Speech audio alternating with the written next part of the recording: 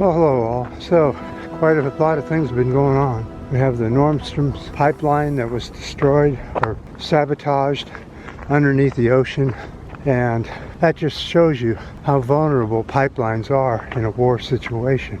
Could have been Russia that did it, could have been the US, could have been Ukraine, could have been anybody sabotaging those pipelines, causing all that methane to flow up into the atmosphere.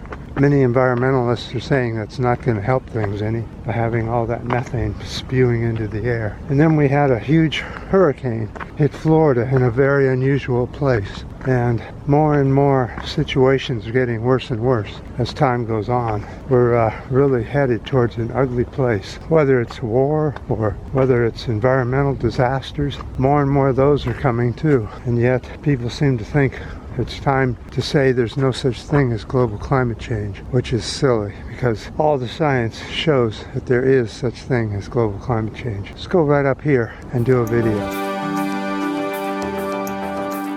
Nearly half the world's bird species are in decline, with 1 in 8 species facing extinction. BirdLife International's report paints a deeply concerning picture as the status of the world's birds continues to deteriorate. Species are moving ever faster towards extinction. 2.9 billion individual birds are estimated to have been lost in North America since 1970. 600 million birds lost in the EU since 1980. Earth has already lost over 160 bird species in the last 500 years. The rate of extinction is accelerating.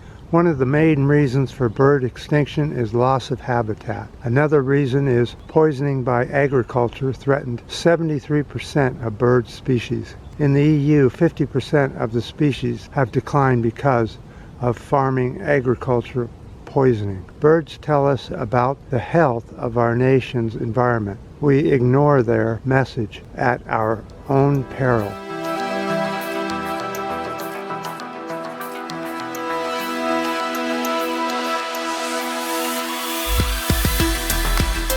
So a lot of people ask, is land ownership one of the main reasons for loss of species, both bird and other individual animals? It's because when you own your own property, you feel like you have the right to cut down the trees and clear off the land for whatever you want it for. And that if it was owned by governments, they could tell you what part of the land is available for agriculture and what needs to be set aside for nature. And individual people who own land aren't going to let their land go to species restoration because there's no money into it, in it for them. And land ownership is about money, isn't it? Renting, farming, building, building industry, whatever it is you plan on doing with it. Building your own big house on it, wiping out all the native species and putting in lawns and ornamental shrubs and bushes, that kind of thing. That's why people buy land. They don't buy it so that they can restore it. That's just not what it's for. So land ownership is definitely one of the worst things you could do to our planet Earth. Now, a lot of people will say, well, isn't that just being more like a fascist country or some kind of where the government tells you what you can and can't do with your land? Yeah, it is. But what are we going to do? How are we going to fix this? Individual owners aren't going to submit that their land is for the preservation of the animals. So once a slot of land is developed and the infrastructure is put in, it's doomed to being changed to whatever humans want it to be. So that's a big problem. So with that, more and more environmental problems will happen with the animals that are left. And more species will go extinct because humans, on an individual level, want to do something with their land.